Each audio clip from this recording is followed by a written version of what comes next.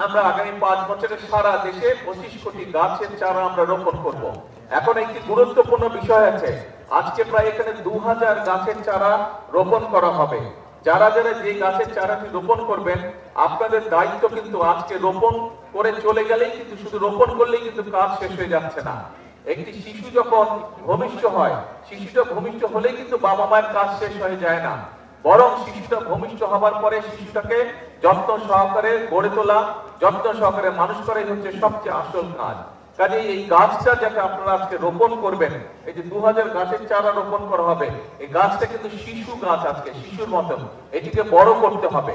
কাজেই যারা যারা গাছের চারাটি রোপণ করবেন তাদের কাছে আমার অনুরোধ থাকবে, এবং যেই বাড়ির সামনে গাছটি রোপণ করা হচ্ছে সেই বাড়িতে যারা বসবাস করবেন অথবা আশেপাশে যদি দোকান থাকে, প্রত্যেকের কাছে আমার অনুরোধ থাকবে, আহ্বান থাকবে যে গাছটি একটা সাইজে বড় না হওয়া পর্যন্ত দয়া করে গাছটিকে যে যতটুকু পারেন যেভাবে পারেন গাছটিকে দয়া করে যত্ন করবেন যাতে গাছটি বড় হতে পারে।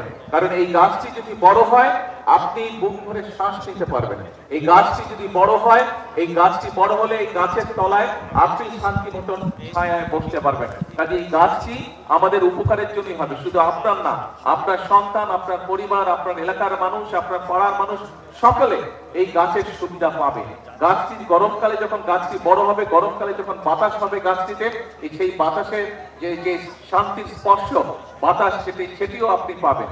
কাজেই আসুন আমরা যদি আমাদের এলাকাটাকে সুন্দর করতে চাই, আমরা যদি আমাদের দেশটাকে সুন্দর করতে চাই, তাহলে অবশ্যই আমাদেরকে এই গাছের যত্ন নিতে হবে, বৃক্ষরোপণ করতে হবে।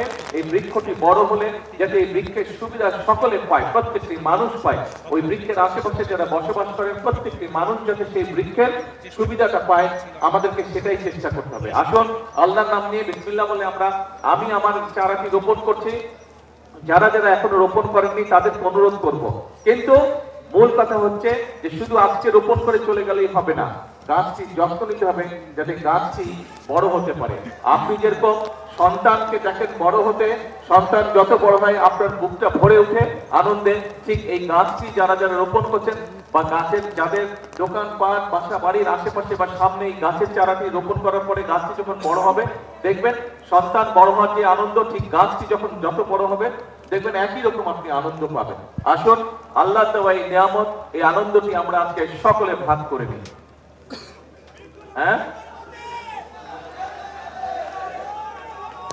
আপনারা আজকে যারা 2500, 2000 না, এখানে 2500 গাছ রোপণ করা হবে, যারা 2500 গাছের চারা রোপণ করবেন তাদের সকলকে আমি অনুরোধ করবো, আসুন সুন্দরভাবে আমরা চারাটি রোপণ করে আমরা একসাথে আজকে 2500 চারা রোপণ করি আগামী 2 মিনিটের মধ্যে। হ্যাঁ, আচ্ছা, বৃক্ষরোপণ উপলক্ষে একটা সুন্দর স্লোগান আমরা তৈরি করেছি, বৃক্ষরোপণে সাজাই দেশ সবার আগে, বৃক্ষরোপণে জোরে, বৃক্ষরোপণে সবার আগে, বলো না, আরো জোরে বলতে হবে, বৃক্ষরোপণে সবার আগে। আসেন বিসমিল্লাহ বলে আমরা গাছের চারাটি রোপণ করি।